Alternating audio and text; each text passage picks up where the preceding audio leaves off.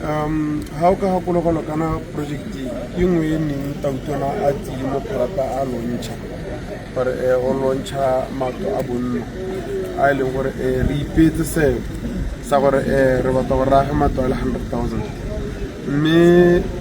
re tsweletse ga go senang dikgwetlho tsa secure land title teng re tsweletse thata ra kgarametse ga ngwe re sentse re kopana dikgwetlhonyana tseo mme hela kgang e tona ke gore re ripote ka boammaaruri jaaka o bona re batla go supetsa batswana gore nya mme matlo a lona a tsamaya kae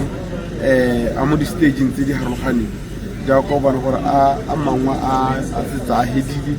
a mangwe a gaogile go hela jalo jalo mme se ke se e leng gore re le lephata ka kakaretso sa re itumeditse mo botshelong gang ke go thoka di-challenge mme di-challenge re itebaganye le tsone re menne di-face re thanotse sehuba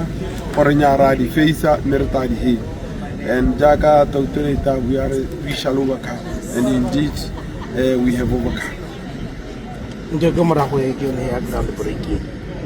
ntho ke morago re inte ke yone ya ground breaking le ha bona e leng teng no se ka tsa gore ngwe ke high cost ke medium cost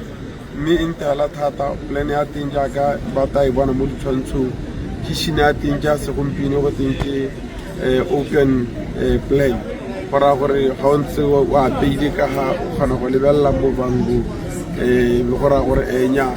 ga o itse dipitsa o itswalletse ka ga lenya o shabela jana ka